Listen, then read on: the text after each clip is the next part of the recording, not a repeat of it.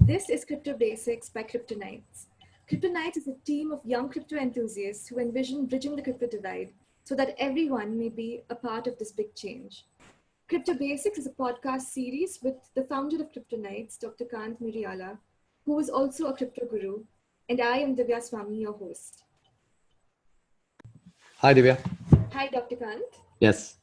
As you know, when I first started working on these podcasts, I didn't have a clue of what cryptocurrencies are.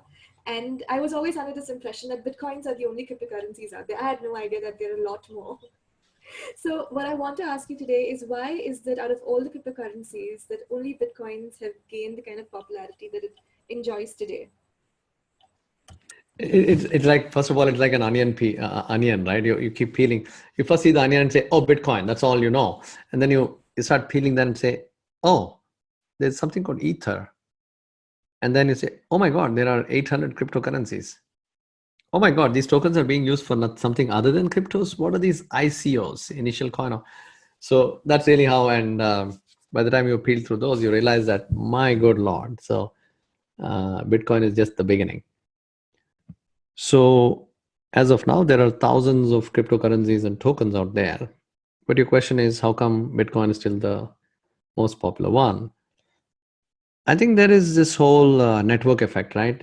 Winner takes all, or get big fast, or the first one wins, etc., etc. We're seeing some of that. Bitcoin is behaving similar to, I don't know, probably an Amazon, uh, Hotmail, Gmail. So all of these have network effects, right? So if you connect, if two people have Bitcoins, uh, is it exciting? A little bit, not very, because there are only two people. Divya can send a Bitcoin to Vivek, and Vivek can send it back to Divya, and that's it. You cannot transact with anybody else. Okay, but then you add in Kanth. Now there are three people. Then you add in Sushakya. There are four people. So as we keep adding in more and more people, the value of the network, when there are n people, the value of the network is order of n squared, right? So if it is 10 people, there are 10 to the power of 2, or about 100 connections. If it is 1,000, there's a million connections. If it's a million, if it is whatever, a trillion connections, and so on and so forth. So, and that's what makes Bitcoin what it is Bitcoin, is it a coin? Yeah. Is it a crypto? Yeah. But really a community, right? Bitcoin only became as exciting as the community got larger, and therefore the value started growing, maybe quadratically, maybe exponentially. So, and it had a lot of things, right? It had, just coincidentally, it had the aura, the mystery around this. Who is this Satoshi Nakamoto? So there was a little mystery around that. So that story spread like a legend. And then all the price increase, and then that, 25 cents you could, or 25 Bitcoins bought your pizza, then now it is worth whatever, a house. So these kinds of stories are legendary. That made it. And then Bitcoin, the name itself is short, cute, and easy to pronounce. Bitcoin, it's an easy name. So that was also brilliantly coined by Satoshi Nakamoto. So I think all of these factors and the facts affect in the community, and then the people who initially started getting into Bitcoin started realizing the value of the underlying technology called blockchain, which incidentally, the first white paper did not use the word blockchain for the underlying technology. That was coined later by other people. So a lot of people took charge of taking that, becoming evangelists for this currency that does not depend on government or the banks, the two big bad evil thingies, right? That humans created. I mean, so I think we shouldn't be too melodramatic. It's just that those are two technologies that might be obsolete with respect to money right now. We don't know. So the bottom line is, so those are some of the factors that made Bitcoin grow very quickly.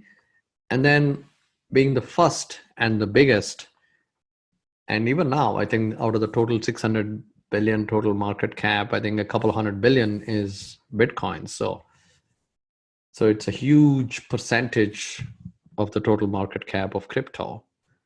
So that's really those are the reasons why, yeah, it is big. And Most people have heard about Bitcoins in news and newspapers and everywhere else. And it is easier, much easier to understand. It itself is complicated, but others are even more complicated to understand than Bitcoin. And you kind of, Bitcoin is some kind of also become a doorway. If you get a Bitcoin, then it's easier to trade it for other cryptos. Of course, now Ethereum also opened a similar door directly that you can take your cash and get into. And now, of course, every new token is allowing you to do that. You can use your dollars or rupees to buy into those tokens directly. But it still remains the fact that the easiest ones, the most prominent ones, the ones people have heard of is Bitcoin. And that's the first door of entry. And from there, people get into other cryptos. Does that make sense? Yeah, thank you, Dr. Kanth. One. Thank you for listening. If you like our podcast, please do subscribe to us, like us, and share us. If you have any comments, leave them below in the comment section. And don't forget to rate us on the different portals that we host ourselves. It would help us grow and bring new content to you. Awesome. Thank you, listeners. Like she said, rate us, ask us questions, and share us. Thank you very much.